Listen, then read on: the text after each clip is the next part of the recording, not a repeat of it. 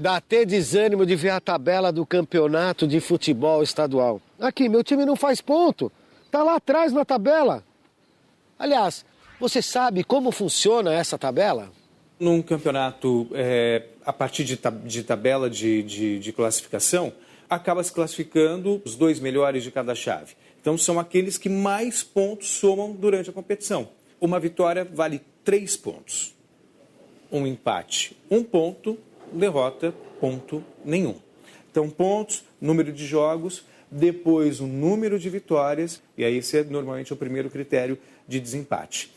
Depois o empate e derrota, para você aferir a somatória dos pontos, e aí gol pró, que também é outro critério de desempate, quando há empate no número de pontos, no número de vitórias, aí você vê quem mais fez gols e menos gols sofreu para apurar o saldo. As tabelas de campeonato de futebol são tabelas que representam bem uma matriz. Se olharmos os times de futebol, cada equipe estarão alocados nas linhas. E os pontos, números de jogos, saldo de gols, empates, são as colunas. Essa disposição representa perfeitamente uma matriz. E o que é uma matriz? Uma matriz é um quadro retangular que a gente coloca dados, que podem ser palavras, mas só nos interessam as matrizes numéricas. É como uma planilha de computador que os contadores, as pessoas que mexem com a administração utilizam. Não tem jeito mesmo. Meu time está numa situação muito difícil nesse campeonato. Afinal, a matemática não mente. Mas como será que funciona uma matriz? Um exemplo que a gente pode dar em relação às matrizes é um armário. Imaginemos um armário com 3 prateleiras representando as linhas e 2 divisórias representando as colunas. Nesse caso, eu posso ter um lençol, por exemplo, na primeira linha e na primeira coluna. Posso ter também uma toalha na segunda linha e na segunda coluna.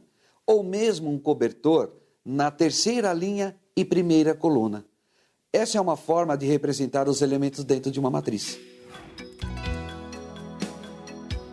Na matemática, as matrizes são representadas entre parênteses ou colchetes. E cada valor, chamado de elemento da matriz, está disposto em linhas e colunas.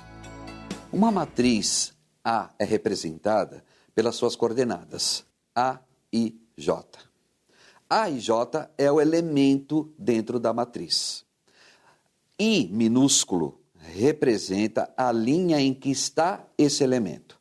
E o J minúsculo representa em que coluna estará esse elemento. Por exemplo, vamos considerar essa matriz A do tipo 2 por 3, ou seja, 2 linhas e 3 colunas. Podemos verificar que o elemento X é o A11, ou seja, esse elemento X está na primeira linha e primeira coluna da matriz. Podemos também localizar o elemento A22, que é o menos 7. Ele está na segunda linha dessa matriz e segunda coluna.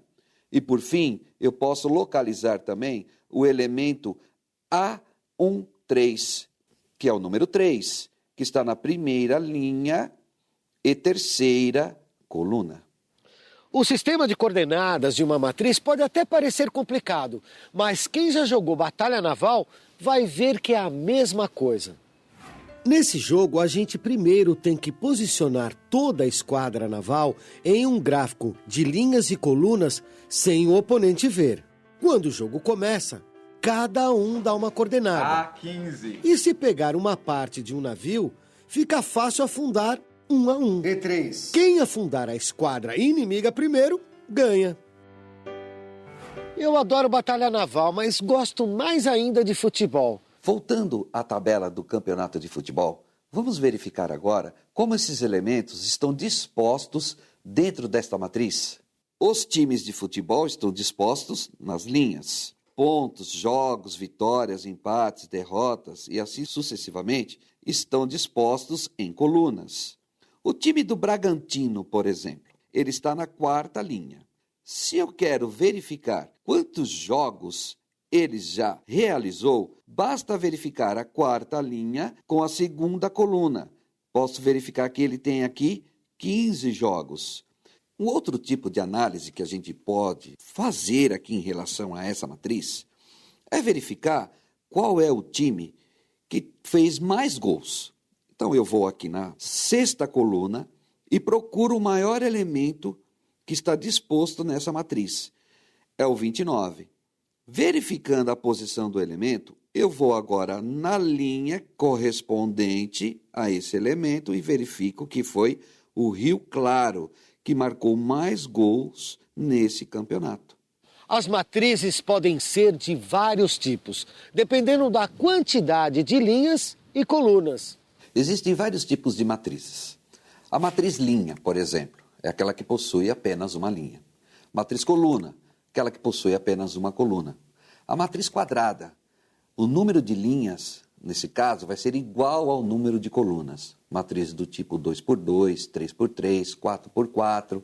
E existe também a matriz nula, onde seus elementos valem zero.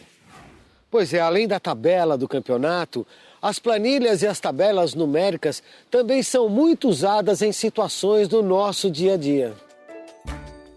Para organizar números, entrada e saída de mercadorias, controle de estoque, conversão de valores, tabelas de preços e muitas outras aplicações.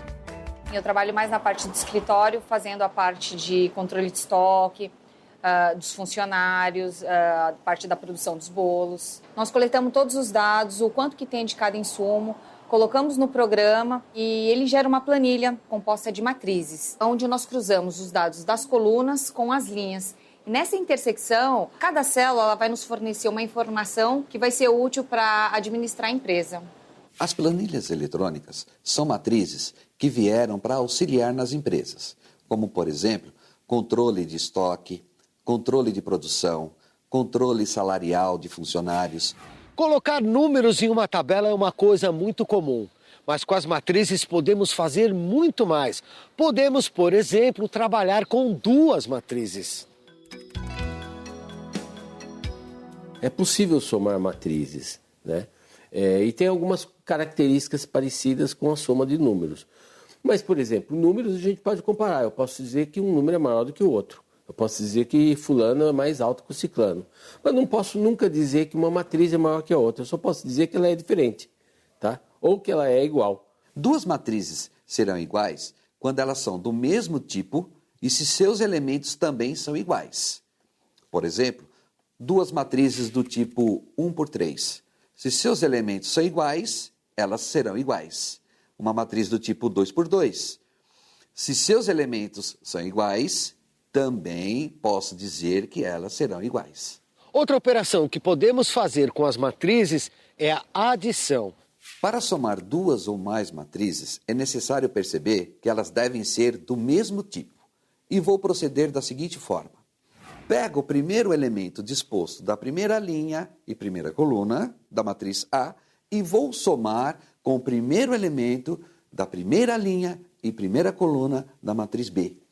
Ou seja, eu tenho que somar os elementos da matriz A da matriz B dispostas na mesma localidade, na mesma posição.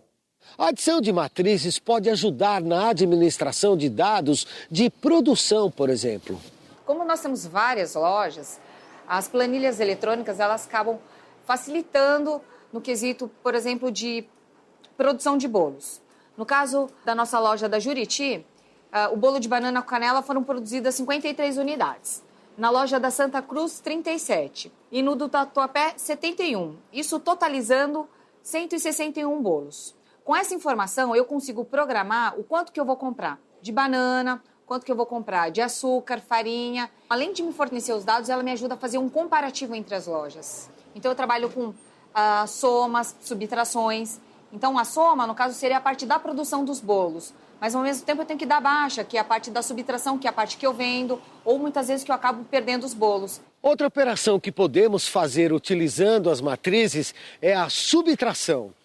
Para subtrair duas ou mais matrizes, vamos proceder da mesma forma que nós somamos as matrizes. Ou seja, Duas ou mais matrizes só podem ser subtraídas quando elas são do mesmo tipo. O elemento da matriz A, por exemplo, A11, eu vou subtrair com o elemento B11 da matriz B. Assim, podemos perceber que eu só posso subtrair elementos que estão na mesma disposição, linha e coluna de cada matriz. Nós podemos multiplicar duas ou mais matrizes. E essa operação é muito útil na contagem dos pontos dos times que disputam um campeonato de futebol. Para multiplicar duas matrizes, a situação é mais complexa. Elas não precisam necessariamente ser do mesmo tipo. Mas o número de colunas da matriz A precisa ser igual ao número de linhas da matriz B. Para saber quantos pontos cada equipe somou na tabela do campeonato de futebol, a gente usa a multiplicação de matrizes. Vamos imaginar que os dados referentes a vitórias, empates e derrotas de 3 equipes formam a matriz A. E os pontos dados para os mesmos critérios formam a matriz B. Daí a gente pega cada elemento da primeira linha da matriz A e multiplica com cada elemento da matriz B, somando cada produto obtido. Depois, é só repetir a mesma operação nas outras linhas da matriz A. O resultado é a matriz C, que representa o saldo de pontos de cada equipe. Bom, agora que todo mundo já sabe até operar matrizes, eu posso ir para casa sossegado. E ninguém mais vai poder reclamar da tabela do campeonato de futebol. A culpa não é da matemática, é daqueles pernas de pau lá do meu time, é ou não é? É isso aí, pessoal. Valeu!